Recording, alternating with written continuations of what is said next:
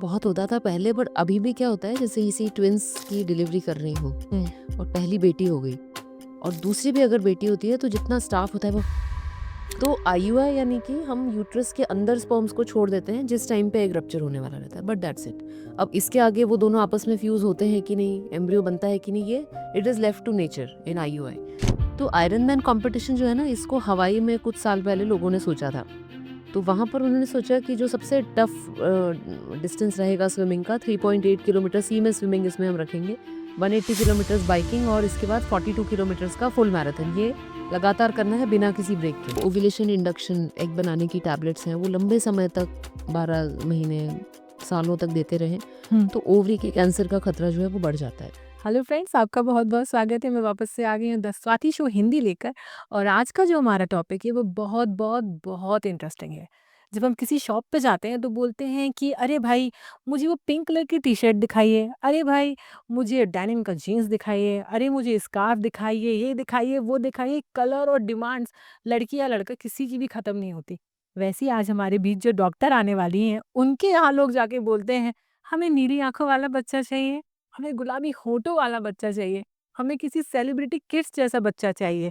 हाँ, हम बात कर रहे हैं एक फर्टिलिटी एक्सपर्ट प्रिया भावे चित्तावत जी की, जो कि एक जानी-मानी आईवीएफ डॉक्टर हैं और बहुत एक्सपर्ट हैं और अपनी फ़ील्ड में मैं ये कहना गलत नहीं होगा कि उनके मुकाबले अभी फ़िलहाल में कोई भी नहीं है। और जब मैं ये पॉडकास्ट उनके साथ करने वाली हूँ, तो मैं बहुत एक्साइटेड हूँ क्योंकि काफ़ी सारे क्वेश्चंस हैं और वो सारे क्वेश्चंस के बहुत अच्छे जवाब देंगी, ये मुझे पूरी उम्मीद है।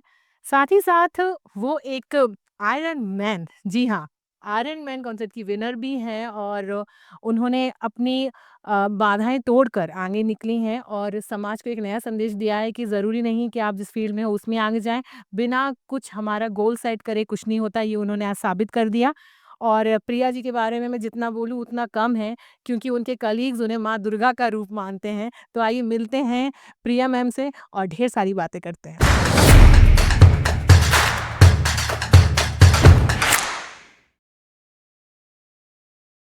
तो स्वागत कीजिए, हमारे बीच आ गई हैं डॉक्टर प्रिया चित्तावत, जिनसे मिलने का मेरा बहुत-बहुत दिनों से मन था और आज ये मेरी इच्छा पूरी हुई है। तो मैम आपका बहुत-बहुत स्वागत है। Thank you Swati. मतलब आपकी पर्सनैलिटी ऐसी है, जब हम लोगों को मालूम चला कि आप आने वाली तो हम सब लोग बहुत एक्साइटेड थे। और सबसे बड़ी बात, एक टॉपिक ऐसा है जिसके बारे में हम कोई भी क्वेश्चन करेंगे, हमें पूरे आंसर आज मिलने वाले हैं। तो सारे लोग एक्साइटेड थे जब मैं क्वेश्चन बना रही थी, जब आपके बारे में पढ़ रही थी, तब पढ़ने के टाइम भी ये नई चीज़ आ रही है, अरे इसके बारे में भी पूछना पड़ेगा, अरे ये भी। और सबसे बड़ी बात, जब मैंने आपका आयरन मैन वाला जो पढ़ा, मेरे व्यूअर्स को मैं थोड़ी देर में सब समझाऊँगी ये क्या है, क्योंकि थोड़ा क्यूरियोसिटी भी रहना चाहिए शो के लिए। तो स्टार्ट करते हैं मैम, पहले तो ये बताइए कैसी हैं आप? बहुत बढ़िया हूँ, एकदम मस्त। आपने अपने बिज़ी शेड्यूल में से थोड़ा टाइम निकाला, इसके लिए तो बहुत-बहुत थैंक यू, क्योंकि काफ़ी टाइम से करने का मन था और टॉपिक ऐसा था कि आपके अलावा मुझे नहीं लगता कि मुझे या हम सबको कोई समझा सकता है। तो स्टार्ट करते हैं, सबसे पहला क्वेश्चन है, ये आईवीएफ क्या होता है? सबसे पहला। स्वाति, हम सबको पता है कि जो नॉर्मली जब कंसीव होता है तो वो जो प्रोसेस होती है वो महिला के शरीर के अंदर होती है। स्पर्म्स और एग जब फ्यूज होते हैं और जब एम्ब्रियो बनता है तो वो हमें दिखता नहीं है, पर वो जो एम्ब्रियो है वो बॉडी के अंदर बन के यूट्रस में इम्प्लांट होता है और फिर पीरियड मिस होता है और उसके 2-3 हफ्ते बाद पेशेंट को पता चलता है कि उसको प्रेगनेंसी है। यदि ये वाली प्रोसेस हम बॉडी के बाहर करते हैं, इन विट्रो का मतलब होता है शरीर के बाहर हुँ, और फर्टिलाइजेशन का मतलब होता है एग और स्पर्म का फ्यूजन। तो ये वाली जब प्रोसेस बॉडी के बाहर होती है उसको अपन इन विट्रो फर्टिलाइजेशन कहते हैं। In vitro fertilisation, test tube baby, ICSI, ये सब एक ही प्रोसेस के जो हैं वो अलग-अलग नाम हैं।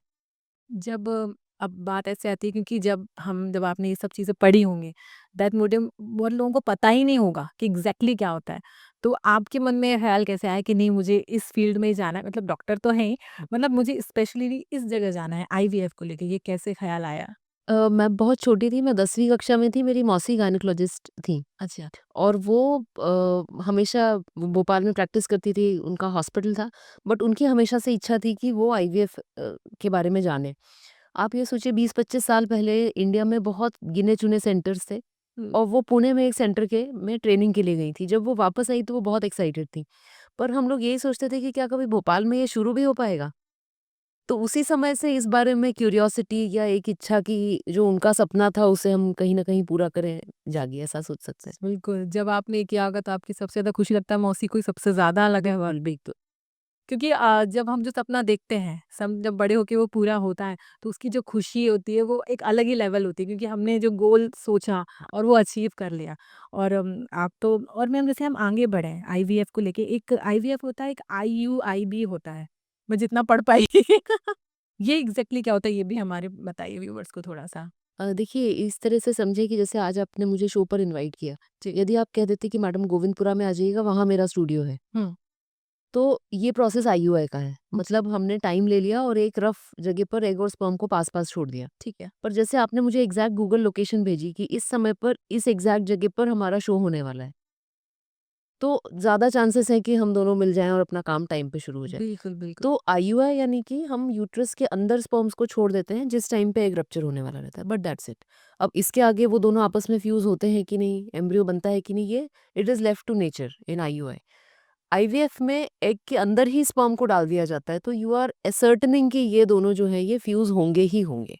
हाँ, तो मैम जैसे हम बात करें आईवीएफ की, जैसे आईवीआई में आपने बताया कि ऐसा कुछ फिक्स नहीं होता, हो भी सकता है और नहीं भी पॉसिबिलिटीज़। तो आईवीएफ की मतलब सक्सेस रेट होने के परसेंटेज कितने रहता है? अब यही बहुत बड़ा सवाल है और ये क्वेश्चन हर पेशेंट पूछता है, करा तो हम लेंगे पर गारंटी लीजिए।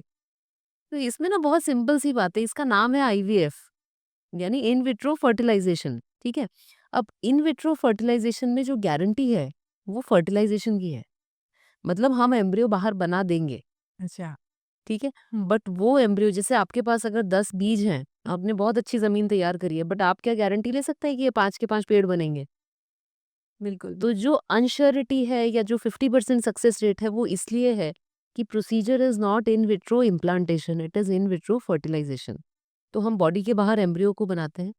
एक ह्यूमन एम्ब्रियो का जो प्रेगनेंसी में कन्वर्ट होने का चांस है, that is around 15 to 20%। But IVF में हम 2 एम्ब्रियोज़ कभी-कभी डाल देते हैं, हुँ, कभी-कभी 3 भी डालते हैं। हुँ। तो इसलिए एक पर साइकिल हम मान के चल सकते हैं कि लगभग 40 टू 50% चांसेस होते हैं। होते हैं, होते हैं। क्योंकि हाँ, मैंने ये सीखा है कि जहाँ-जहाँ आईवीएफ का यूज़ होता है, वहाँ मतलब ट्विन्स होने के चांसेस रहते हैं, ट्रिप्लेक्स भी होते हैं। तो हाँ। इनकी मतलब इनके परसेंटेज कम होते जाते होंगे क्योंकि एग्स अगर तीनों बहुत रेयर ही होता होगा कि 3 ही एग डाले आपने जैसे, तो तीनों के 3 अगर सेफ हैं, तो बॉडी का भी कुछ इफ़ेक्ट आता होगा इन सब चीज़ों के लिए? क्या होता है कि ये पूरा इम्प्लांटेशन रेट बहुत इंपॉर्टेंट एक मेट्रिक होता है कि एक एम्ब्रियो का प्रेगनेंसी में कन्वर्ट होने का चांस कितना है। तो हम मोटे तौर पे बोल सकते हैं 10 से 15%, पर ये आपकी एम्ब्रियो की क्वालिटी, महिला की एज, हुँ, आपकी लैब की क्वालिटी, आपने कितना अच्छा लैब सेटअप किया, कितने अच्छे क्वालिटी के एम्ब्रियो आप बना पाए हैं, कल्चर मीडिया, बहुत सारी चीज़ों पे डिपेंड करता है। अगर किसी लैब का इम्प्लांटेशन रेट बहुत अच्छा है, तो फिर वो 1 या 2 ही एम्ब्रियोज़ आमतौर पे ट्रांसफ़र करते हैं। अच्छा, क्योंकि इनका प्रेगनेंसी में कन्वर्ट होने का चांस ज़्यादा होगा। ज़्यादा होता है। और इम्प्लांटेशन रेट एक ऐसा मेट्रिक है जिसको हम केपीआई कहते हैं, की परफॉर्मेंस इंडिकेटर। हुँ, तो उसको हम लगातार मॉनिटर करते हैं अपनी लैब्स में, just to make sure that our lab is performing properly. तो यदि हम देखें तो जो इंटरनेशनल स्टैंडर्ड्स हैं कि आपका जो ट्विन प्रेगनेंसी रेट है, हुँ, वो 15 से 20% से कम होना चाहिए। अच्छा, तो ऐसा नहीं है कि twin pregnancy is considered a good outcome. Hmm. Ideal है कि हम कम एम्ब्रियोज डालें और हमको सिंगल प्रेगनेंसी का प्रतिशत ज़्यादा मिले। बट कुछ केसेस में it becomes unavoidable because patients भी ना चाहते हैं कि ज़्यादा से ज़्यादा सक्सेस मिल जाए। फिर ये भी होता है ना कि बहुत सालों की इनफर्टिलिटी है, एज भी बढ़ रही है, तो अगर एक साथ 2 हो जाते हैं तो एक बार में फैमिली कंप्लीट हो जाएगी। हाँ, बेनिफिशियल हो जाता तो ये भी ये थोड़ा-सा इंडियन कॉन्टेक्स्ट में एक फीलिंग रहती है। बाहर के देशों में यदि आप देखोगे, तो जहाँ पर भी स्टेट स्पॉन्सर्ड आईवीएफ है, हुँ, वहाँ पर मैंडेटरी सिंगल एम्ब्रियो ट्रांसफर होता है। अच्छा। अदर कंट्रीज़ में जो रहता हाँ। है वहाँ पर ऐसा होता है। जैसे मैम हम बात करें एग क्वालिटी की, जो फीमेल्स एग क्वालिटी या फिर मेल का जो रहता है क्वालिटी, ये कितना मतलब डिपेंडेंसी कैसी रहती है? आप लोग चेक करते हैं, कोई पैरामीटर होता होगा ना? देखो एग जो है ना वो महिलाओं की तरह मिस्टीरियस होते हैं, उन्हें कोई नहीं जान सकता। क्योंकि बेसिकली क्या होता है हर महीने एक ही एग बनता है। बिल्कुल, बिल्कुल। अच्छा वो जो एग है हम सोचते हैं कि सोनोग्राफी में जो फॉलिकल दिख रहा है वही एग है, वो एग नहीं है। अच्छा। एग तो माइक्रोस्कोपिक है, एग का साइज़ है 140 microns, that is like the tip of a needle. Hmm, तो जब हम सोनोग्राफी में देखते हैं, तो वो फॉलिकल स्टडी होती है, वो एग के आसपास जो पानी है वो हमको दिखता है, अच्छा, एग हमको नहीं दिखता है। अच्छा। तो जो चीज़ हमको दिखती ही नहीं है उसकी हम क्वालिटी कैसे जज कर सकते हैं? Okay, okay. बट एक चीज़ है कि जैसे-जैसे एज बढ़ती है वैसे-वैसे एक क्वालिटी कम होती है। कम that is for sure. Hmm. जैसे एक सर्टेन एज में जैसे आपके हिसाब से मान लीजिए कोई नॉर्मल प्रेगनेंसी है, कोई मतलब एक किसी की शादी आजकल तो शादी भी लेट होने लगी है मतलब 26, 27, 30 भी हो जाता है। तो जैसे कोई किसी की शादी हुई 30th की एज में, तो उसको जल्दी प्रेगनेंसी प्लान करना चाहिए या आजकल का जो कल्चर है हमारा मतलब जो मेट्रो कल्चर हम बोल सकते हैं कि अभी 2-3 साल तो हम एन्जॉय करेंगे, थोड़ा लाइफ जिएँगे और गोल के एक सेटल्ड हो जाएँगे दैट उसके बाद हम ये सब करेंगे। तो आप थोड़ा ये बताएँगे कि नॉर्मल प्रेगनेंसी हमें कब तक करनी चाहिए? और अगर नहीं हो रही है, तो आईवीएफ का यूज़ हमें किस एज में दिखना चाहिए? स्वाति, इसमें ना एक बहुत इंपॉर्टेंट कंसेप्ट है। That concept is the concept of biological age. एक होती है आपकी क्रोनोलॉजिकल एज बिल्कुल। कि आप 35 साल के हैं, 30 साल के हैं। Hmm, biological age means what is the age of your ovaries. अब आइडियली ये दोनों साथ-साथ चलते हैं हुँ। कि जो 35 वर्ष की महिला है उसकी ओवरी की भी एज जो है वो 35 के आस-पास होगी। बट हम सब की जो एजिंग है ना वो अलग-अलग ऑर्गन्स के अलग-अलग रेट पे हो रही है। किसी के बाल जल्दी सफ़ेद हो जाते हैं, किसी के लेट होते हैं, किसी की स्किन में झुर्रियाँ जल्दी पड़ जाती हैं, किसी की लेट होती है। तो वैसे ही ओवेरियन एजिंग जो है, इसके बारे में हमको पिछले 10-15 सालों में बहुत जानकारी मिली है।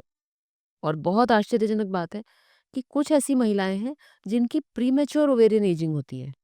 अच्छा, जिनके एग्स की क्वालिटी बहुत जल्दी कम हो जाती है compared to somebody of her age. 10-15 साल पहले तक इसको मेजर करने का कोई तरीका नहीं था। अच्छा। अब हमारे पास एक बहुत एक्यूरेट, बहुत सिंपल टेस्ट है जिसको हम सीरम एएमएच कहते हैं। सीरम एएमएच जो है ना ये बताता है कि आपके एग्स कितने बचे हैं ओवरी में। जैसे हम अपने बैंक का बैंक बैलेंस चेक करते हैं, समथिंग लाइक दैट।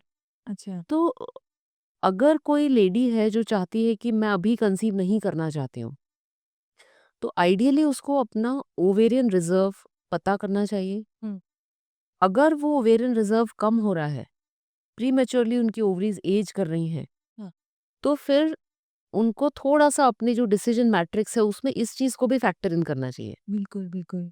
तो बहुत सारे ऑप्शंस हैं अब। अगर आप सिंगल हैं और अभी मनचाहा पार्टनर नहीं मिला है, तो आप एग फ्रीजिंग के लिए ऑप्ट कर सकते हैं। हाँ, ये भी एक आजकल है। अगर आप ऑलरेडी मैरिड हैं बट अभी आप प्रेगनेंसी कैरी नहीं कर सकते, करियर के रीज़न से, पढ़ाई जो भी रीज़न से, हुँ। तो आप एम्ब्रियो फ्रीजिंग के लिए जा सकते हैं।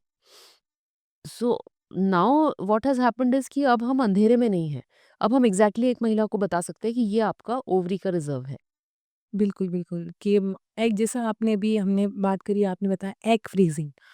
अब एक क्वेश्चन आता है जैसे मान लीजिए एक लेडी जैसे मैं अभी 30 साल पे ही चल रही हूँ। 30 साल की लेडी है, उसकी शादी नहीं हुई या हो गई और मेरा वही क्वेश्चन है कि 2-3 साल बाद वो कंसीव करेगी। अब आपने जैसा बताया कि एग क्वालिटी खराब होनी या जो भी कुछ है, एग फ्रीज़िंग करा लिए। अब मान लीजिए 3 या 4 साल बाद उसको लगा कि हाँ, अब मुझे कंसीव करना है। तो जो एग क्वालिटी दैट मोमेंट रही होगी 4 साल पहले सेम एग क्वालिटी रहती है क्या? फ्रोज़न एग्स में। अच्छा फ्रोज़न एग में, सेम क्वालिटी रहती है।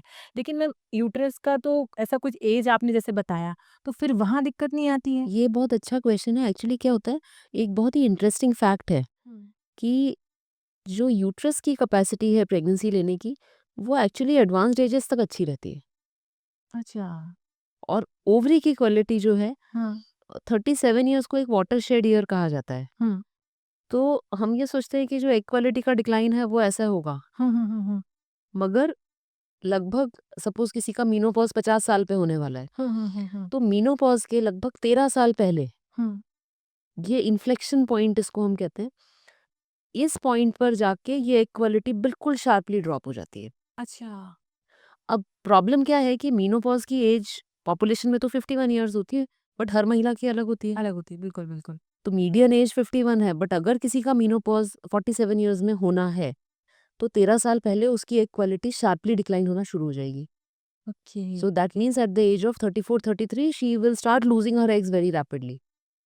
सो दैट इज़ व्हाई। अच्छा, दूसरा एक बहुत बड़ी रिसर्च आई है कि हमारे पास जितनी रिसर्च रहती थी अभी तक वेस्टर्न वर्ल्ड की रहती थी। इंडियन वुमेन में ओवेरियन एजिंग लगभग 3 से 4 साल जल्दी होती है। अच्छा, तो कंपेयर टू जो other country compared to western countries, Caucasian population. Okay. तो इसलिए ये सुनने में बहुत अजीब लगता है हुँ। कि मतलब कई महिलाएं बड़ी अपसेट हो जाती हैं कि जल्दी डॉक्टर क्यों एडवाइस कर रहे हैं कंसीव करने के लिए या फर्टिलिटी टेस्ट क्यों रिकमेंड कर रहे हैं। But it's a biological fact और हमें उसको एक्सेप्ट करके we have to find ways around it. तो अगर किसी की एज 30 है तो मैं तो हाईली रिकमेंड करती हूँ कि whether you want to conceive और not, please get something called as pre conception testing.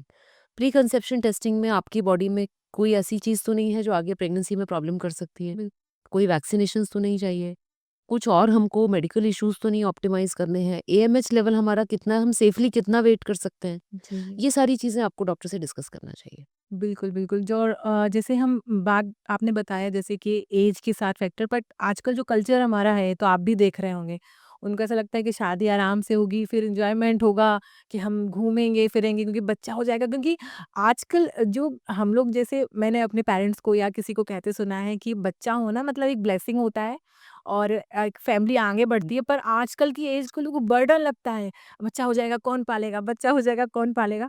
पर मैम की ये बात सबको सुनना चाहिए कि एक एज में कम से कम एक बच्चा तो होना चाहिए। मैम जैसे हम बात करें, एक जेनेटिक टेस्टिंग होती है, तो एग्ज़ैक्टली ये जेनेटिक टेस्टिंग मतलब आईवीएफ में कितनी ज़रूरी होती है? ये थोड़ा ये बताइए? एक्चुअली जेनेटिक टेस्टिंग से जो है ना एक आईवीएफ में हम ये कह सकते हैं कि अब हम आईवीएफ 2.0 के ज़माने में रह रहे हैं।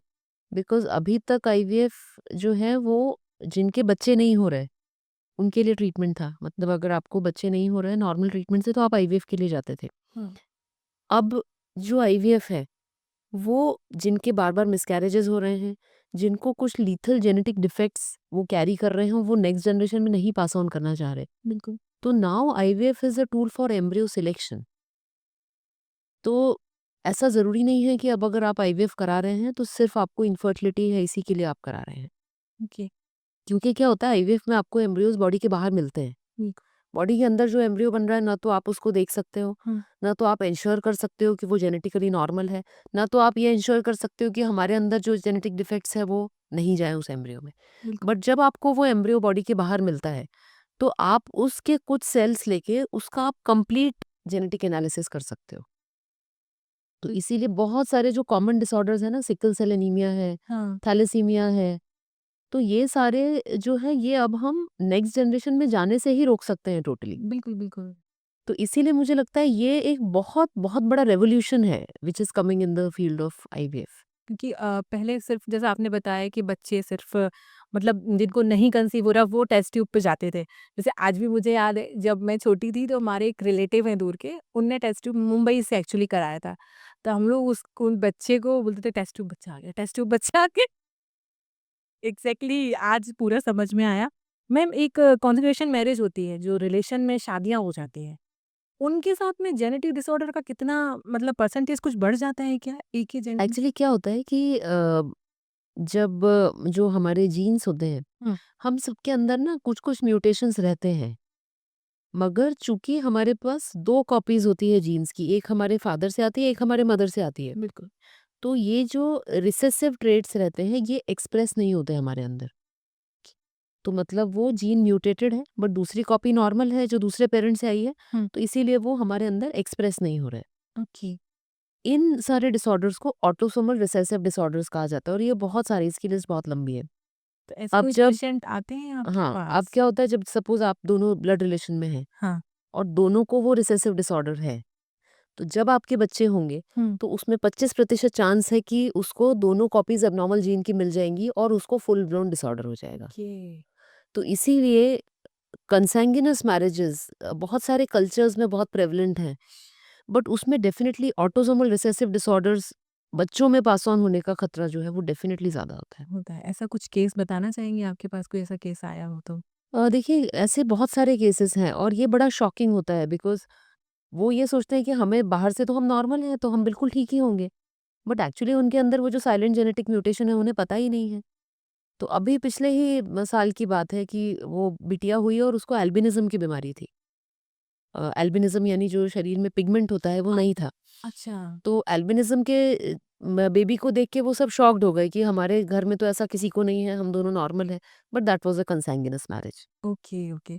तो ये थोड़ा हमारे व्यूअर्स को ये भी बता दीजिए कि एग्ज़ैक्टली मैरिज क्या होती है? क्योंकि क्या होता है कई कई लोगों को ये वर्ड समझ में, जैसे मैंने भी जब देखा तो रिलेशन में जो शादियाँ होती हैं मेरे हिसाब से यही होता है एक तो कोई भी ब्लड रिलेशन अगर है हस्बैंड और वाइफ में, हुँ, उसमें फर्स्ट डिग्री कंsanguinity यानी फर्स्ट कजिन, सेकंड डिग्री कंsanguinity यानी सेकंड कजिन्स। ओके, तो ओके। जहाँ तक पॉसिबल है, एक अपने हिंदूज में ट्रेडिशन है कि एक गोत्र में शादी नहीं शादी नहीं होती। होती है, हाँ। तो वो कहीं ना कहीं शायद इसीलिए बनाया गया होगा, क्योंकि ये विजडम रहा होगा उसके पीछे। हाँ, मेन रीज़न यही है वो तो कहने जाए तो अब मैम जैसे हम लोग जेनेटिक टेस्टिंग और सारी बातें कर ली, ऐसे कोई पेशेंट आते हैं बोलते हैं वहाँ कि ब्लू आइज़ वाला बच्चा बना के दीजिए मैडम, उसके बाल मुझे काले चाहिए और आँखें बड़ी-बड़ी चाहिए, गुलाबी होंठ चाहिए, गोरा लग चाहिए और भाई बिल्कुल कभी-कभी तो फ़ोटो लेके भी आते हैं क्या कि ऐसा बच्चा बना के दीजिए। हाँ, देखो ये ना बहुत बड़ा मिसकंसेप्शन है। This concept is called designer babies. Designer but में प्रैक्टिकली ये हो नहीं सकता है। हाँ, ये जरूर हो सकता है कि भविष्य में ऐसा कुछ हो। क्योंकि क्या होता है, ये जो टेक्निक है जिसको हम सोचते हैं कि इससे ऐसा बेबी बन सकता है, उसको हम जीन एडिटिंग कहते हैं। अच्छा। जीन एडिटिंग यानी आपने एम्ब्रियो बना लिया, हुँ। उसका अभी हम जेनेटिक टेस्टिंग कर सकते हैं एट प्रेजेंट जहाँ पर साइंस है। हुँ, हुँ, हुँ। तो मतलब हम उस एम्ब्रियो से कुछ सेल्स लेते हैं हुँ, और उसका टेस्ट करके और बता देते हैं कि ये एम्ब्रियो नॉर्मल है कि एबनॉर्मल है। अच्छा। That is where the science is at present. हुँ, बट अब एक साइंस और डेवलप हो रहा है जिसको कहते हैं क्रिस्पर कैस 9। इसी के लिए नोबेल प्राइज मिला था कुछ साल पहले जिन्होंने इसको स्टार्ट किया था उसके। हुँ। क्रिस्पर कैस 9 से जीन को हम एडिट कर सकते हैं। अच्छा, पर इसका जो यूज किया जाना चाहिए, वो अगर कोई लीथल म्यूटेशन है उस एम्ब्रियो में, तो उसको एडिट करने के लिए किया जाना चाहिए। अच्छा। उसका ये नहीं होना चाहिए कि हम अपने जो डिजायरेबल ट्रेट्स है वो बच्चे में देखने के लिए करें। क्योंकि वो ऐसा होता होगा ना मैम क्योंकि हम इंडिया में रहते हैं कलर को लेके बहुत ज़्यादा मतलब कलर को लेके तो बहुत ज्यादा है। तो लोगों का ये रहता है कि कैसा भी हो, बच्चा गोरा होना चाहिए। कि मैं वही बोल रही हूँ ना कई बार होता है ना मैम जैसे जो कलर हमें मिला है ठीक है और हमारे कृष्ण को भी श्यामल रंग बोलते हैं मतलब कुछ भी लेकिन कुछ भी अरे बहुत सुंदर है वो गोरा है अरे बहुत सुंदर ये हमारे भारतीय कल्चर में बहुत ज़्यादा है। तो मैं तो यही जवाब देती हूँ कि देखो, उसको ट्रीट करने वाली डॉक्टर भी गोरी नहीं है ना, तो बच्चा भी मैं गारंटी ले सकती क्योंकि जब जब मैंने ये डिजाइनर बेबी का कॉन्सेप्ट पढ़ा था तो क्योंकि कई बार मैम क्या होता है ना हम किसी बच्चे को देखते हैं तो बोले अरे ना तो इसके पापा ऐसे दिखते हैं ना तो इसकी मम्मी ये क्यों ऐसा दिखता है अरे डिजाइनर बेबी होता लोगों की मतलब सोचने की बात है। अब मैम थोड़ा-सा हम थोड़ा अपना हटते हैं, बाद में आएँगे हम अपना अब आपकी बात करते हैं हम थोड़ा। थोड़ा हमारे व्यूअर्स को ये बताइए कि आयरन मैन कॉम्पिटिशन जीतना और एग्ज़ैक्टली आयरन मैन क्या था? प्लीज़ बताइए, मुझे भी पूरा समझाइए। हूँ। आयरन मैन जो है ना, ये वर्ल्ड का सबसे toughest one day endurance challenge होता है। और ये ट्रायथलॉन होता है। ट्रायथलॉन मतलब इसमें 3 तरह के आपको स्विमिंग, साइक्लिंग और रनिंग करना होता है। तो आयरन मैन कॉम्पिटिशन जो है ना, इसको हवाई में कुछ साल पहले लोगों ने सोचा था। तो वहाँ पर उन्होंने सोचा कि जो सबसे टफ डिस्टेंस रहेगा स्विमिंग का, 3.8 किलोमीटर सी में स्विमिंग इसमें हम रखेंगे, 180 किलोमीटर्स बाइकिंग और इसके बाद 42 किलोमीटर्स का फुल मैराथन। ये लगातार करना है बिना किसी ब्रेक के। हुँ, और इसका जो टाइम लिमिट है वो है 16.5 घंटे। तो इस तरह से इस चैलेंज की शुरुआत हुई। अच्छा, बट इसमें जो खास बात है ना, वो ये है कि इसमें कोई भी एज ग्रुप का कोई भी व्यक्ति पार्टिसिपेट कर सकता है। अच्छा, इसमें आपको कोई प्रोफेशनल स्पोर्ट्स पर्सन होने की आवश्यकता नहीं है। नहीं है। सेकेंडली, इसमें ना जो मेल फीमेल सारे age group, hmm, people with disabilities, hmm, सबको एक ही ट्रैक पे एक साथ रेस करते हैं। Okay. I think that makes it very unique. Because बाकी सब कॉम्पिटिशन्स में एज ग्रुप मेल फीमेल हाँ, कैटेगरीज रहती है। बिल्कुल, बिल्कुल। आयरन मैन ही एक अकेला है जहाँ पे आप प्रोफेशनल एथलीट्स, डिसेबिलिटीज जिनको है, वो सब एक साथ एक ही ट्रैक पे रेस करते हैं। सब एक ही जगह है मतलब। तो ये आपने कब किया था मैम? ये मैंने लास्ट ईयर किया था। इनफैक्ट मतलब 1 साल एग्ज़ैक्टली हो गया, आज 4 तारीख है। 3 दिसंबर को लास्ट ईयर ऑस्ट्रेलिया में। और आप विनर भी रहीं। तो more than winning, it's about completing in that time limit. So I was able to successfully complete in 16 hours 20 minutes. तो मैम आप तो कोई एथलीट भी नहीं रही मतलब तो सोचिए मतलब ये तो हम जैसे लोगों के लिए शर्म की बात है क्योंकि जब मैंने ये पूरा पढ़ा आपने जैसा बताया कि ट्रायल्स रहता है कि साइकिलिंग हो गया हाँ, स्विमिंग हो गया और सी में स्विमिंग करना मैम बहुत टफ होता है बिकॉज ऑफ खारा पानी रहता है जो हमारे पैरों को पीछे करता है और उसके बाद आपने बोला साइकिलिंग करना उसके बाद रनिंग करना ये मतलब तीनों टफ सबसे पहले ही सबसे टफ हो जाता है स्विमिंग करने के बाद तो हम लोग बैठ जाते हैं कुछ नहीं हो पाता है तो मैम वो थोड़ा मूवमेंट के बारे में बताइए कि कैसा लगा जब आपने कंप्लीट किया अ, अपना टास्क? मेरे साथ क्या हुआ कि मैं बिल्कुल ही बचपन से टोटली नॉन एथलेटिक रही हूँ, मेरा सिर्फ पढ़ाई में इंटरेस्ट था और उसके बाद में मुझे पेशेंट्स देखने में, अपनी प्रैक्टिस में इंटरेस्ट था और फैमिली में था, मैं बिल्कुल भी एथलेटिक बेंड ऑफ माइंड की नहीं थी। तो मेरे लिए ये ना एक ऑलमोस्ट 5 साल का जर्नी था ओके। एंड उसमें आज तो लोगों को पता है कि ये आयरन मैन है या ये किया है। 3-4 साल तक तो मैं किसी को बताने की भी हिम्मत नहीं कर पाती थी कि मैं ऐसा सपना देख भी रही हूँ कि मैं क्योंकि हम जिस सोसाइटी में रहते हैं लोग मतलब डोमिनेट बहुत जल्दी कर लेते हैं, अरे ऐसा कैसे, अरे कुछ नहीं होगा, कि नेगेटिव थॉट सबसे पहले दिमाग में डालते हैं, ये तो आप अच्छे से जानते बिल्कुल, होंगे। बिल्कुल, बिल्कुल। फिर मैम कैसा जर्नी हुआ फैमिली का सब? फैमिली के सपोर्ट के बिना तो हम एक कदम भी आगे नहीं बढ़ बिल्कुल सकते बिल्कुल। और दूसरा क्या होता है कि जो आपका पागलपन होता है, अगर जीवन में 1-2 भी ऐसे मिल जाएँ जो उसको समझते हैं, एक्सेप्ट कर लेते हैं, वो आपके लिए बहुत इम्पोर्टेंट होता है। बिल्कुल नहीं तो एट द एज ऑफ 40 अगर आपके बच्चे बड़े हो रहे हैं, ये वाली एज रहती है ना 10th 11th 12th में बच्चे हैं, उनके करियर के इम्पोर्टेंट ईयर्स हैं। बिल्कुल बिल्कुल। तो जब आप अपना खुद का कुछ इतना बड़ा एम्बिशन लेके आते हैं, तो इस चीज़ को भी टॉलरेट करना परिवार में बहुत बड़ी बात होती है। बिल्कुल बिल्कुल, क्योंकि और फैमिली सपोर्ट के बिना तो खैर कुछ भी नहीं हो सकता है। तो इस चीज़ के लिए सबसे ज़्यादा आपको इनकरेज किसने किया आपकी फैमिली में, अगर देखा जाए तो? एक्चुअली क्या है कि जो अ, सभी लोग होते हैं ना, उसमें आपको सपोर्ट 2 चीज़ों के लिए मिलता है। हुँ, पहला, आप अपने प्रोफ़ेशनल लाइफ़ में अगर अच्छा करो, तो आपकी फैमिली आपको सपोर्ट करती है। बिल्कुल, आप अपनी जब फैमिली को समय देते हैं, उसके लिए भी सब लोग सपोर्ट करते हैं। बिल्कुल, मगर उसके अलावा जब आप ऐसी कोई चीज़ लाते हैं, जिससे आपको कोई मॉनेटरी फ़ायदा नहीं होने वाला और आपका सबसे मूल्यवान समय एक महिला के लिए होता है, उसका समय। समय। तो इतना समय उसमें जाने वाला है, तो प्रैक्टिकली इसमें ना ऐसा कोई नहीं कहता है कि हाँ, हाँ, जाओ 8 घंटे आज साइकिल चला के आना, ऐसा कोई नहीं। बिकॉज़ बिल्कुल हटके मतलब एक्चुअली एक्चुअली आपका प्रोफ़ेशन भी ऐसा है कि आपको टाइम का कुछ नहीं है। आप मतलब गए तो फिर कब आ रहे हैं, क्योंकि काम अब ऐसा है कि नोबल जॉब भी बोल सकते हैं और हम छोड़ के भी नहीं आ सकते हैं, क्योंकि किसी की ज़िंदगी का सवाल होता है। उसके साथ में इस चीज़ को भी मैनेज करना और टास्क पूरा करना और जीतना, मतलब मेरे लिए तो मैं तो सैल्यूट करना चाहती हूँ आपको। जब मैंने ये पूरा पढ़ा मैंने कहा बाप रे! ये तो सीखने लायक चीज़ है और सबको, मैं तो बोलती हूँ मैम सबको करना चाहिए। मतलब आप जितना तो 2-3 ही लोग पहुँच पाएँगे शायद। नहीं स्वाति, मुझे मेरे खुद के एग्ज़ाम्पल से लगता है हुँ, कि हम लोग हमेशा अंडर एस्टिमेट अपने आप को करते हैं। हम हमेशा ये सोचते हैं कि जितना हम कर रहे हैं वो बहुत ज़्यादा कर रहे हैं, इससे ज़्यादा तो कर ही नहीं सकते। बट एक ही चीज़ मैंने इससे सीखी है कि हम सबके अंदर कैपेसिटी बहुत ज़्यादा है और अगर मैं कर सकती हूँ तो मतलब कोई भी है, कोई भी कर सकता है, कोई भी कर सकता है। मैंने वहाँ पर ट्रैक पर एक बच्चा है जिसको सेरेब्रल पाल्सी है, तो उसके फादर उसको हैंड साइकिल से पुश करते हुए स्विमिंग करते समय उन्होंने अपने पीछे एक रस्सी बांधी और उसको बोट से उन्होंने पूरी स्विमिंग करी 3.8 किलोमीटर्स। तो जब वो कर सकते हैं तो मतलब बताते हुए भी मेरे रोंगटे खड़े हो रहे हैं। बिल्कुल, बिल्कुल। 2 भाई हैं जिसमें से एक भाई को सेरेब्रल पाल्सी है, हुँ, दूसरा भाई एथलीट है। तो उसने पूरी रेस अपने भाई को साथ में लेकर करी। स्विमिंग में उसको पीछे बाँध के स्विमिंग करी। हुँ। फिर उसके बाद साइक्लिंग में अपनी साइकिल के पीछे उसको कैरियर में रख के और पूरी साइक्लिंग 180 की कंप्लीट करी। रनिंग में उसको पुश किया हैंड साइकिल से और कंप्लीट करी। तो जब वो कर सकते हैं, मेरे जैसी कोई नॉन एथलेटिक 40 साल की ओवरवेट महिला कर सकती है, तो कोई भी कर सकता है। बिल्कुल, बिल्कुल, और आपके लिए मतलब आपके एक कलीग बोलूँ, मतलब डॉक्टर ही हैं वो। जब उनके मेरी उनसे बात हुई आपके बारे में तो उन्होंने मुझे एक आपके लिए एक वर्ड दिया। उन्होंने कहा वो तो साक्षात माँ दुर्गा का रूप है। और जैसे माँ दुर्गा अपने सारे हाथों से सब काम करती हैं, ऐसी मैम की भी कोई लिमिट नहीं है, वो बहुत कुछ करती हैं और बिल्कुल मतलब शायद मैं उनका जो बोलना था ना कि आप माँ दुर्गा का, मैं बोलना चाहूँगी उस टाइम से तो मुझे इतना हो गया था कि मुझे कब मैम से मिलना है। क्योंकि एज़ अ वूमेन हमें लगता है कि कोई ऐसा होना चाहिए जो हमें लाइफ में पुश करे, जैसे आपने बोला, इसलिए मैंने ये क्वेश्चन आपसे पूछा कि आप तो नॉन एथलीट रहे, तो ये चीज़ बहुत बड़ी है मैम। जैसे अगर कोई बचपन से कोई काम करता है और जब बड़े तक वो करता है तो लोगों को लगता है ठीक है, मेहनत इतने सालों की मेहनत। जैसे एक एग्जांपल मैं लेना चाहूँगी बाँस का मैम, बैम्बू जो रहता है उसको 5 साल 9 महीने लगते हैं बड़ा होने में, तो 5 साल तक वो बिल्कुल ग्रो नहीं करता है और डेली उसे पानी देना पड़ता है। बिकॉज़ और हमने अगर एक दिन भी मिस कर दिया तो वो पेड़ खराब हो जाता है।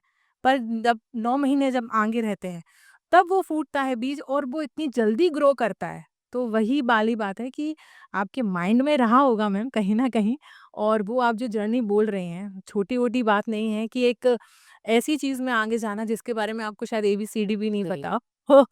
बहुत अच्छा लगा मैम ये सुन के। जैसे मैम हम आगे बढ़ते हैं, हमारा देश जो है पुरुष प्रधान देश है और ऐसे भी कई केसेस आते होंगे, हस्बैंड आपके पास आते होंगे, तो कई बार ऐसा हुआ है क्या कि हस्बैंड ने अपना टेस्ट कराया ही नहीं और वाइफ के टेस्ट के बेस पे इसका तो आईवीएफ कर दीजिए, इसलिए तो माँ नहीं बन सकते, ऐसा कुछ हुआ है आपके साथ क्या कभी? ये तो रोज़ होता है। आजकल बहुत मतलब उतना ज़्यादा नहीं होता, हाँ। बट आजकल भी एक बहुत बड़ी चीज़ होती है। एक्चुअली क्या होता है जब किसी को बच्चे नहीं हो रहे होते, हुँ, तो वो जनरली गायनेकोलॉजिस्ट के पास जाते हैं। हुँ। अब जो गायनेकोलॉजिस्ट होता है ना, उनकी जो ट्रेनिंग है वो महिलाओं का इलाज करने में होती है, बिल्कुल। शुरू से।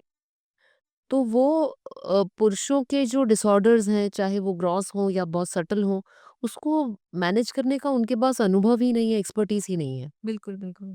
ऐसा बहुत बार होता है कि महिला का इलाज चलता गया, चलता गया, चलता गया और एक्चुअली सीमेन एनालिसिस में कुछ एक चीज़ गड़बड़ थी जिसके ऊपर कभी ध्यान ही नहीं दिया गया। कि अब बहुत ज़्यादा जागरूकता इस पर जनरली आ चुकी है। जनरली दोनों पार्टनर्स अपना इलाज टेस्ट तो करा ही लेते हैं। हाँ, पहले तो टेस्ट कराने में भी हमें 10 साल पहले दिक्कत आती थी कि वो टेस्ट के लिए आते ही नहीं थे, क्लिनिक ही नहीं आते थे।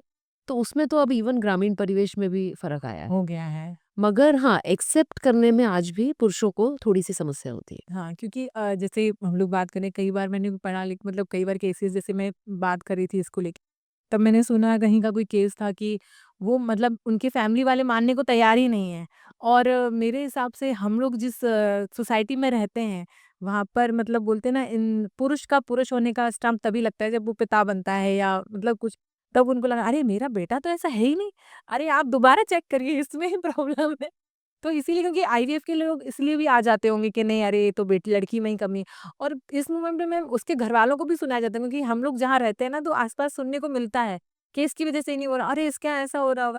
तो आपके यहाँ भी रोज़ तमाशे होते रहते हैं, क्या ऐसे लोग आते रहते हैं? एक्चुअली क्या है अपने भारतीय परिवेश में ना विदेशों में जो है वो ट्रीटमेंट कपल का होता है। हुँ, अपने परिवेश में चाहे बीमारी कुछ भी हो, इलाज पूरे परिवार का करना पड़ता है। तो उसमें ये भी बहुत ध्यान से देखना पड़ता है कि इनका फैमिली का डायनामिक क्या है। हुँ, कई बार महिला बिल्कुल साइलेंट रहती है, हुँ। तो उसके साथ क्या हो रहा है उससे अलग से ले जाके पूछना पड़ता है क्योंकि कई बार साथ वाले ससुराल वाले उसको अकेला ही नहीं छोड़ते बिल्कुल, बिल्कुल। बताने के लिए। हाँ। तो ये सारी चीज़ें करनी पड़ती हैं क्योंकि अच्छा पर इसका एक अच्छा फैक्टर भी है, हुँ, चूँकि फैमिली हमारे यहाँ ना ट्रीटमेंट्स में बहुत इन्वॉल्व रहती है, बहुत इन्वेस्टेड रहती है। हुँ। तो कई बार फाइनेंशियल सपोर्ट, मेंटल सपोर्ट भी मिलता है परिवारों से। बिल्कुल, बिल्कुल। बहुत सारी बार ऐसा होता है कि हस्बैंड बार-बार विज़िट्स के लिए नहीं आ पा रहा है, तो ननंद या देवरानी हर बार आते हैं साथ में, कोई ना कोई रहता है कोई ना ऐसा। कोई रहता है। कई बार ना ग्रामीण क्षेत्रों से आते हैं लोग आईवीएफ कराने हाँ, और कुछ कॉम्प्लिकेशंस है तो उन्हें 9 महीने यहीं रुकना पड़ता है। तो अच्छा। हस्बैंड तो ऑब्वियसली 9 महीने नौकरी छोड़ के नहीं रह सकता। बिल्कुल, बिल्कुल, तो बिल्कुल। ऐसे टाइम पे परिवार ही सपोर्ट करता है और वो दंपत्ति जिनके पास एक फैमिली सपोर्ट है ना, उनका सक्सेस का चांस बहुत ज़्यादा रहता है। ये फ्री ऑफ माइंड होते होंगे, हाँ। और दूसरा एक संबल रहता है कि देखो यंग एज में जब इनफर्टिलिटी होती है ना, किसी के पास भी लाख 2 लाख रुपए ऐसे ही पड़े नहीं होते। बिल्कुल, बिल्कुल मैम। तो जब तक फैमिली थोड़ा-सा फाइनेंशियल सपोर्ट नहीं करती, तब तक अधिकतर इंडियन कपल्स जो है वो आगे नहीं बढ़ पाते। बिल्कुल, बिल्कुल। मेट्रोज़ की बात अलग है, वहाँ पे डबल इनकम, नो किड्स वाला फैशन रहता है, इनकम्स अच्छी होती हैं। बट हमारे जहाँ हम हैं, वहाँ तो यही रियलिटी है। और ऐसा, और आप ये मैम आपने मतलब बहुत पॉजिटिव बात कही, क्योंकि आजकल जो लोग सोचते हैं ना, अरे फैमिली ये बर्डन है, ये आपने मतलब एक सही एक अलग फैक्टर बताया कि पेरेंट्स का साथ में होना, तो ये एक मतलब बिल्डअप रहता है पीछे। बिल्कुल भी नहीं और इनफैक्ट मैं तो कहती हूँ जब बच्चा हो जाता है, हुँ, तो जिनकी फैमिली रहती है, वो बहुत रिलैक्स्ड रहते हैं।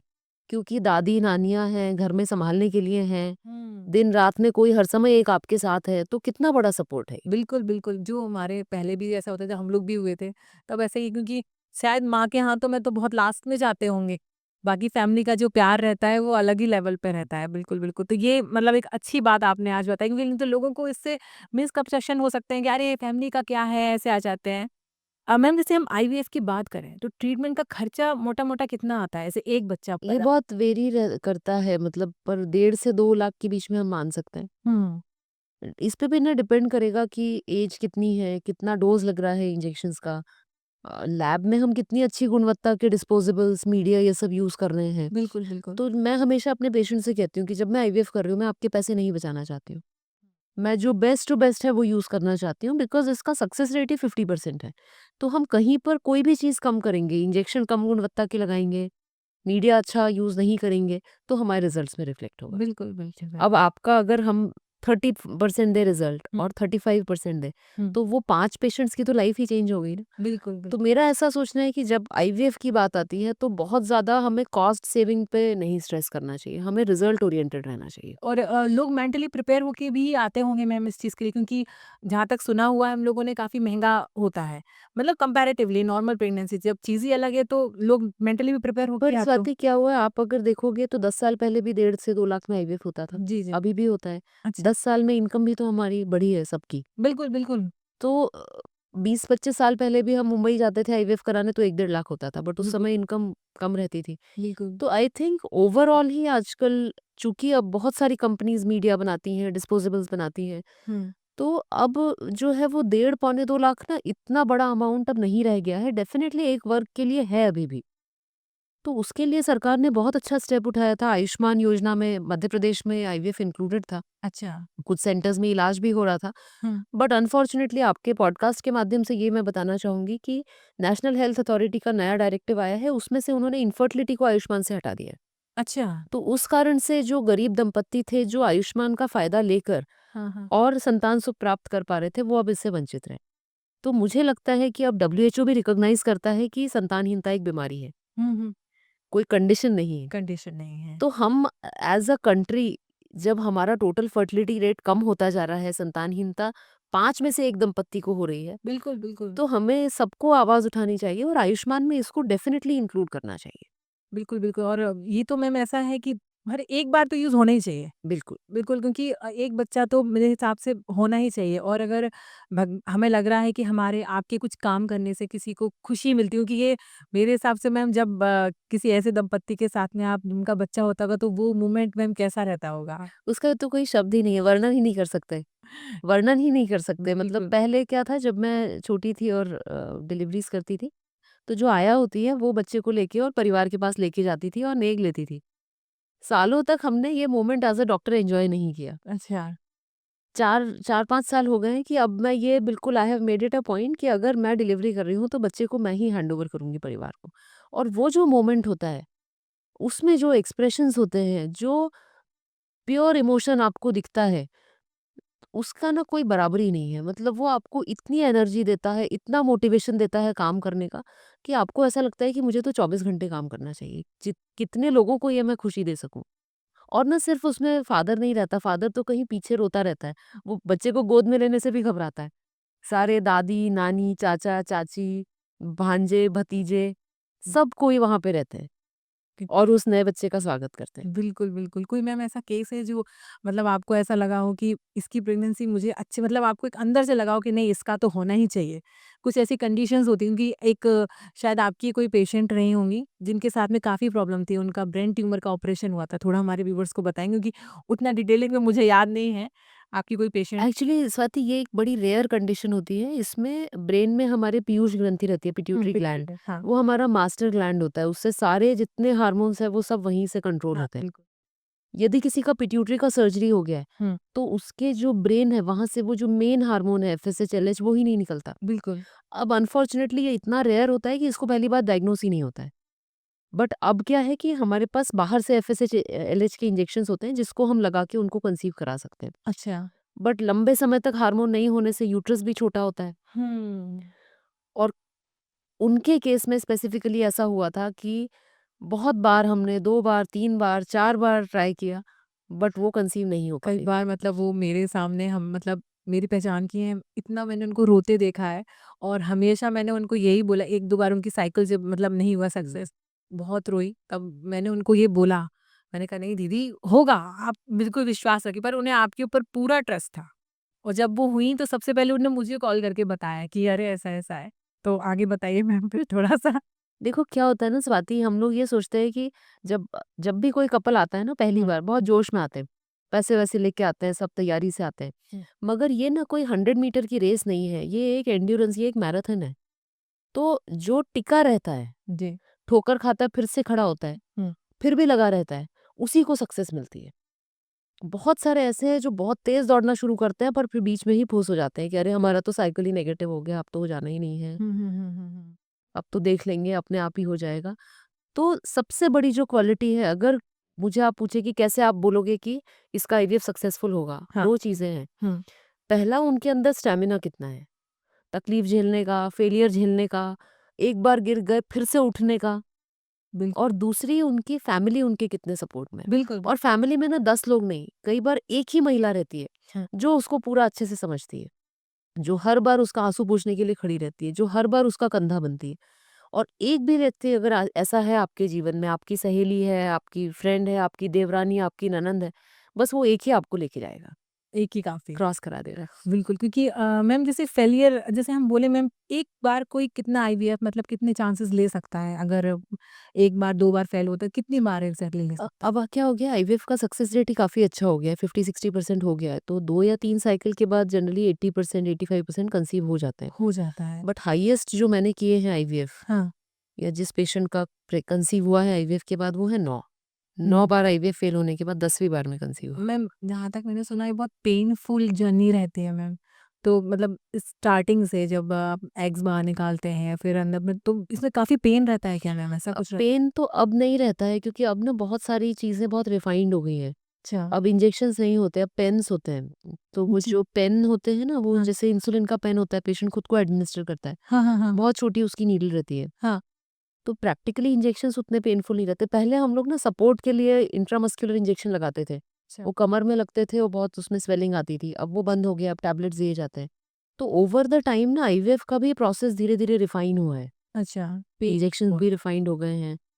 लैब के भी जो प्रोसीजर्स है वो अब छोटी हो गई हैं। तो अब पेन मतलब ऐसा नहीं है, डेफिनिटली इमोशनल पेन, स्ट्रेस ये सब तो है, बट फिजिकल पेन अब उतना नहीं है। उतना पेनफुल नहीं है जितना पहले था बिकॉज़ ऑफ जर्नी में भी काफ़ी चेंजेस हो रहे हैं और आपने जैसे बताया कि फैमिली का सपोर्ट होना बहुत ज़रूरी है। मैम जैसे मैं हम लोग बात करें आगे कि फर्टिलिटी में ड्रग्स दिए जाते हैं, तो इसमें चांसेस होते हैं क्या लोगों को कैंसर होने का भी चांसेस मैंने कहीं पढ़ा है कि ये ना एक बहुत ही बड़ा कंसर्न है, क्योंकि हम सब तो चाहते हैं बच्चा हो जाए, बट अपने हेल्थ के कॉस्ट पे नहीं चाहते हैं। हुँ। तो कुछ ऐसी रिसर्च थी बीच में कि यदि हम जो ओव्यूलेशन इंडक्शन एग बनाने की टैबलेट्स हैं वो लंबे समय तक, 12 महीने, सालों तक देते रहें, हुँ। तो ओवरी के कैंसर का खतरा जो है वो बढ़ जाता है। बट अब हमारे पास बहुत सारी कोहोर्ट स्टडीज़ है जिसमें लाखों महिलाएं हैं। अच्छा। तो उसमें आईवीएफ साइकिल कराने से ब्रेस्ट कैंसर या एंडोमेट्रियल कैंसर का खतरा बढ़ता है, ऐसा नहीं है। मगर एक चीज़ होती है ना जिसको हम कहते हैं कोरिलेशन, हुँ। और एक होता है कॉजेशन। हुँ। कोरिलेशन इसलिए है क्योंकि जिसको इनफर्टिलिटी है उसको वैसे ही ज़्यादा चांस है कैंसर का, अच्छा।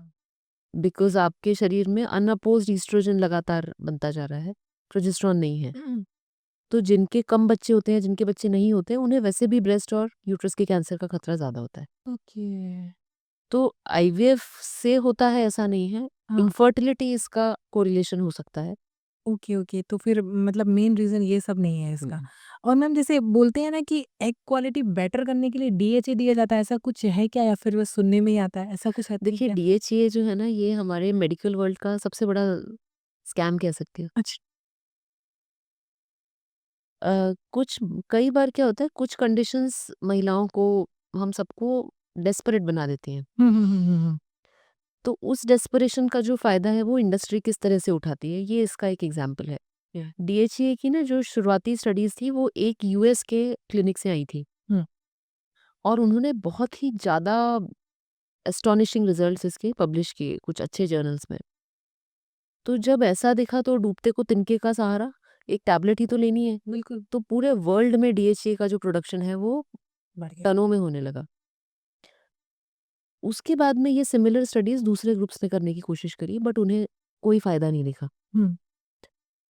थोड़े समय बाद पता चला कि जिस सेंटर ने ये स्टडीज़ पब्लिश करी थी, उनके खुद के स्टेक्स थे हुँ। डीएचए की कंपनी में। ओके। और अब प्रैक्टिकली जो है वो एविडेंस अब बिल्कुल क्लियर हो चुका है कि कैसा? डीएचए से इक्वालिटी नहीं बढ़ती है, आईवीएफ का सक्सेस नहीं बढ़ता है। हाँ, क्योंकि सुनने में यही आया था कि डीएचए लेने से अब मैम बात करते हैं एक मूवी आई थी गुड न्यूज़ जो इन आईवीएफ के बारे में थी उसमें स्पर्म एक्सचेंज हो जाता है। ऐसा कभी आप क्या हुआ है क्या? या ऐसा होता है? देखो, ये बड़ी मूवी बनाई गई थी और इससे बहुत ही पैनिक हो गया हुँ। पेशेंट्स ऑफ इनफर्टिलिटी जितने थे। हुँ। कि क्या होगा, क्योंकि क्या होता है स्पर्म तो नहीं बताता कि मैं किस पेशेंट का हूँ। बिल्कुल, बिल्कुल। तो उनकी चिंता भी बिल्कुल लाज़मी है कि हमने तो सैंपल दे दिया, हाँ। अब गलती से ही सही अगर मेरा सैंपल किसी और कपल में, आपके यहाँ तो 6-6 7-7 आईवीएफ होते हैं। हुँ। तो मैं यही बताना चाहूँगी कि इसके लिए ना हर आईवीएफ सेंटर में बहुत रोबस्ट सिस्टम्स होते हैं। अच्छा। पहला होता है इलेक्ट्रॉनिक विटनेसिंग, हुँ। यानी वो जो डिश रहती है वो बार कोडेड रहती है, अच्छा, और बार कोड के बाद ही आप वो सैंपल में प्रोसीड कर सकते हो, नहीं तो वहीं पे अलार्म बज जाता है। अच्छा। दूसरा होता है एक प्रोसीजर जिसे हम डबल विटनेसिंग कहते हैं। हुँ। डबल विटनेसिंग का मतलब है कि जब भी सैंपल को आप चेंज करते हो तो 2 लोग उसको विटनेस करके साइन करते हैं। अच्छा, तो ये इस तरह का मिक्सअप हो, इसके चांसेस ज़ीरो हैं। ज़ीरो है। ये मूवी है सिर्फ़। मैम ऐसा अभी इससे मुझे याद आया, ऐसा कोई केस कभी आया है क्या कि कोई पेरेंट्स आया हो, मुझे तो बच्चे का डीएनए टेस्ट कराना है, ये मेरा बच्चा नहीं है, ऐसा कभी हुआ है गुड क्या? न्यूज़ मूवी के बाद बहुत आने लगे थे। ये नुकसान हो गया। क्योंकि अगर ऐसा कुछ हो क्योंकि हाँ, लोग सोचते होंगे ये इसकी आँखें मेरे जैसी नहीं दिख रही है, इसका डीएनए एक्चुअली क्या होता है ना, जो इनहेरिटेंस है वो बहुत अजीब रहता है। हमें लगता है कि बच्चा हम दोनों जैसा दिखे, बट कई बार आपने देखा होगा नेचुरली कंसीव बच्चे भी कोई चाचा पे चला जाता है, कोई ताऊ पे चला जाता है, कभी परदादा की आंखें हाँ। जो होती हैं और इनकी हो जाती है बच्चे अभी की। जो रणबीर कपूर की डॉटर है, वो सेम एग्ज़ाम्पल है रहा एक्चुअली उसके दादा जी। ग्रेट-ग्रैंड हाँ, उस जैसा उसका है। तो बिल्कुल, बिल्कुल मैम। मैम एक और अब ये मिथ है या सही है ये तो ख़ैर लेकिन मेरे मन में आ रहा है कि ऐसा होता है क्या कि आईवीएफ के थ्रू मतलब हम अपना जेंडर डिसाइड कर सकते हैं, हमें बेटा चाहिए, बेटी ऐसा कुछ होता है क्या? हाँ, कर तो सकते हैं, पर जेल जाना पड़ेगा। तो इंडिया में अलाउ नहीं है ये हाँ, और अदर कंट्रीज़ में ऐसा होता है क्या? देखिए ये भी ना बहुत ही गलत हो रहा है। हुँ। हो क्या रहा है कि इंडिया में पहले पीएनडीटी एक्ट था कि मतलब गर्भावस्था के दौरान आप लिंग चयन नहीं कर सकते। हुँ। इसकी बहुत स्ट्रिक्ट पनिशमेंट थी। 2003 से ना ये अधिनियम अब पीसीपीएनडीटी बन चुका है। अच्छा। यानी pre conception and prenatal detection of sex act बन चुका है। तो अब आप जो एम्ब्रियो है, हुँ। उसमें आप सब जेनेटिक टेस्ट कर सकते हैं, बट आप उसका जेंडर नहीं बता चेक कर सकते। सकते बिल्कुल। और जेंडर के आधार पे आप सिलेक्ट नहीं कर सकते embryos, it is a punishable offence. तो लोग ना शॉर्टकट निकालते हैं, थाईलैंड में जाके करा लिया, कहीं दुबई में जाके करा लिया, क्योंकि वहाँ पे फैमिली बैलेंसिंग के नाम से ये प्रोसेस धड़ल्ले से की जाती है। अच्छा। तो अब मुझे लगता है कि सरकार को समय आ गया है कि इस तरह के जो एड्स हैं, यदि वो इंडिया में चल रहे हैं हुँ। और इंडियन कपल्स यदि बाहर जाके लिंग चयन करा के और सेक्स सिलेक्शन कर रहे हैं, तो उस पे सरकार को बहुत जल्दी एक्शन लेना चाहिए। बिकॉज़ मैम मेरे हिसाब से आपके साथ ऐसा भी कभी हुआ है कि किसी का आईवीएफ आपने किया हो? अब अभी हो गया है कि अब आजकल सब बराबर कुछ साल पहले तो बेटा-बेटी में बहुत अंतर कई जगह आज भी है मैम, ये तो आप भी तो ऐसा हुआ क्या कि बेटी हो गई तो अरे बेटी आईवीएफ कराने पर भी बेटी हो गई, ऐसा कभी हुआ है क्या मैम? बहुत होता था पहले, बट अभी भी क्या होता है, जैसे किसी ट्विन्स की डिलीवरी कर रही हूँ हुँ। और पहली बेटी हो गई और दूसरी भी अगर बेटी होती है, तो जितना स्टाफ होता है वो, उनको ये डर लगता है कि अब मदर को बताएंगे तो कहीं नाराज दुखी ना हो जाए। हाँ, तो एक बेटा एक बेटी तक तो ठीक है, पर अगर 2 बेटियाँ हो जाती हैं, हाँ। तो 30% दंपत्ति अभी भी जब हम बेबी हैंडओवर करते हैं तो थोड़े से निराश हो जाते हैं। निराश हो जाते हैं। बोलते नहीं हैं, पर हाँ, चेहरे के एक्सप्रेशन से समझ समझ लेते में हैं। आ जाता कि अरे ऐसा होता है, सही बात। पर 70% नहीं भी करते। हाँ, ये बड़ा न बहुत पब्लिक के चेंज ज है, हाँ। हाँ, क्योंकि मैम अगर हम आज से 8-9 साल या 10 साल पीछे जाते हैं, तब ये कंडीशन बहुत ज़्यादा थी, बेटा-बेटी को लेके बट आजकल और उन्हें तो करना ही चाहिए क्योंकि जो जिसने उनको बच्चा दिया वो खुद एक एग्ज़ैक्टली, मैं उनको यही कहती हूँ कि इस पूरे विभाग में आपको पुरुष दिख कहाँ रहे हैं? वही तो, हाँ, मतलब ये तो सोचने वाली चीज़ है सबके लिए। मैम एक और लास्ट हम क्वेश्चन पे आते हैं जैसे मैम जैसे सेक्स एजुकेशन जो रहती है, आपके हिसाब से किस एज ग्रुप से वो देना स्टार्ट करना चाहिए? क्योंकि बहुत सारे मतलब नेगेटिव चीज़ें हो जाती हैं, बच्चे कॉलेजेस के जो बच्चे रहते हैं, कुछ भी डिसीज़न ले लेते हैं, दवाइयाँ खा लेते हैं, जो रहती हैं अनवांटेड प्रेगनेंसी को लेके। तो एक जिस सेक्स एजुकेशन जैसे अदर कंट्रीज़ में बहुत वाइल्ड हो चुका है, अच्छे से समझाते हैं, पर इंडिया में थोड़ा अभी भी लोग डरते हैं। जैसे आज हमें भी याद है जब मैं छोटी थी तो एक चैप्टर था 9th स्टैंडर्ड में, उसको पढ़ाते टाइम मैडम फटाफट पढ़ा के और निकल गई। वो ज़्यादा कोई ध्यान ही नहीं दिया। पर जब हम बड़े हुए, हमने बड़ी क्लासेस में गए, बायोलॉजी की क्लासेस ली, तब थोड़ा सेटल था। पर दैट मोमेंट में बड़ा ऑकवर्ड हो जाता था। लड़के दिखते नहीं थे, लड़कियाँ भी नहीं दिखती थी। तो ये आपके हिसाब से एजुकेशन का सिस्टम कैसा रहना चाहिए, सेक्स एजुकेशन को लेके? मुझे लगता है पता है इसमें ना मूवीज़ का बहुत बड़ा हाथ होता है। हुँ, जब से वो पैडमैन मूवी बनी थी, हुँ, तब से अब खुल के ना हम पीरियड्स के बारे में बात करते हैं, बिल्कुल। पैड्स खरीदते हैं। याद होगा बचपन में अपन जाते थे तो दो पेपर में पेपर में और फिर एक काली पन्नी में उसको रैप करके वो ऐसे देता था धीरे से, देखे कुछ फ्रेश है। तो अब खुल के बात हो रही है। अभी हम लोग ना अपने ऑर्गेनाइजेशन इंडियन फर्टिलिटी सोसाइटी के थ्रू सुकन्या नाम से मेंस्ट्रुअल हाइजीन और रिप्रोडक्टिव हेल्थ पे सेशंस रखते हैं। बिल्कुल 90% स्कूल्स उसमें सिर्फ लड़कियों को बुलाते हैं। कि 10% ही स्कूल्स हैं जिसमें लड़के और लड़कियां दोनों बैठते हैं।